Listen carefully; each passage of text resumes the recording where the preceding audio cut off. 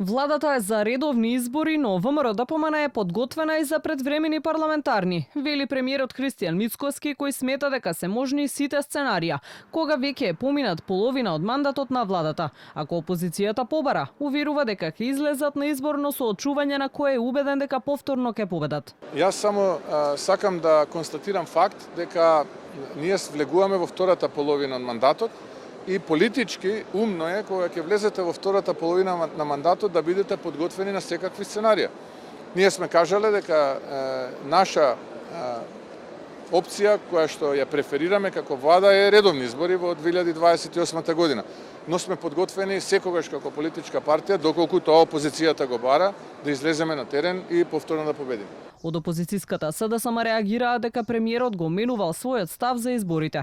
Ова не е прв пат Мицкоски да ја менува приказната според моменталната потреба. Има двајца Христијан Мицкоски. Додека имаше пари и можност да се задолжува, Мицкоски тврдеше дека избори нема да има. Сега им снемува пари, не може да ја задолжува државата и граѓаните колку што сака. Одеднаш изборите вели дека се многу скоро, пишува во соопштението на СДСМ.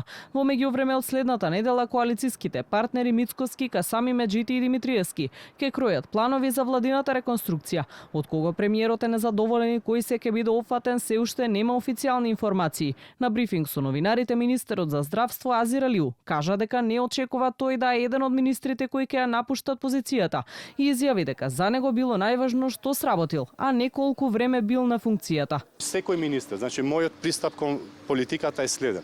Секој министер или вредноста на министерот не се цени со колку време он бил министер во една функција, туку колку работел додека имал можност или чест да раководи со таа функција.